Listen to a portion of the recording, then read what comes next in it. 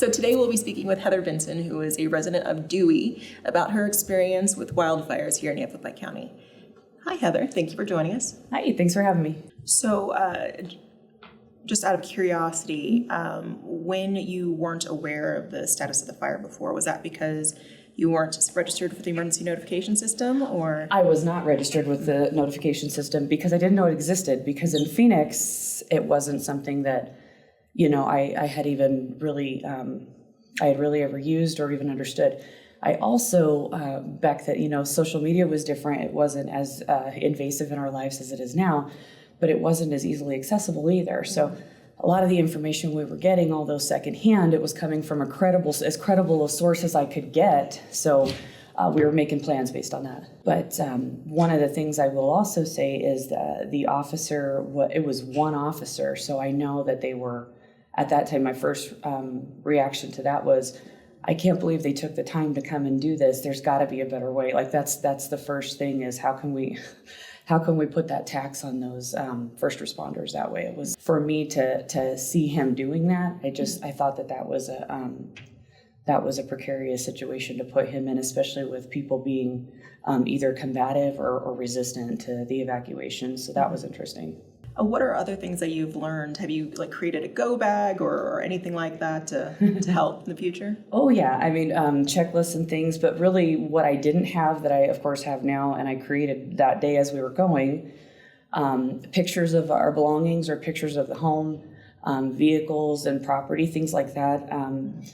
And being in risk management now, one of the things that I realized that I wasn't aware of was what was in my insurance policy for wildfire coverage, things like that. So gathering all of that together, some of the things that we did good already was having those important documents and photos and things like that already in one spot. Mm-hmm. So those were easily accessible, but having pictures of everything, and then being in a hurry and then waiting, and then being in a hurry and waiting.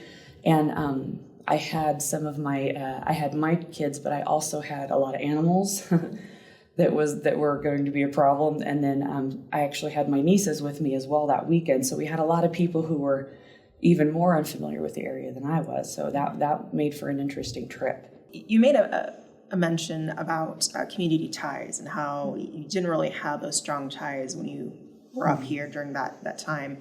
I know now that you're a member of the board for the Community Organizations Act in Disaster and such. Do you feel that there was a correlation between your involvement and getting involved, or? Yes. I was not used to feeling that, not really in a sense powerless, but also very unorganized, and it could have put my family at risk. So thankfully we had the means to make multiple trips, first of all, because we got the warning from the officer in enough time to where we could. And thankfully, ultimately, our properties weren't affected, but it was close, to where we are. But we were able to make multiple trips with vehicles and things to a friend who lived closer to Chino Valley. So, I mean, it was quite a ways to be doing while everything was kind of tense. But we were able to get that done, and then to kind of go back and then regroup 2 or 3 times. And I know that that's not the normal for a lot of people in that environment. So it wasn't as stressful as it could have been, but it really amplified, how do you get your animals to safety? How do you get all of your important things to safety? How do you remember what all your important things are? So that started that started the process going. I started doing some research, and that's how I found this office, actually. And then in 2020, I applied for a position as a specialist here and got way more involved in that. And something that has really motivated a lot of that is the messaging component and those emergency communications to the public, because I wasn't the only one that didn't know, is what it felt like.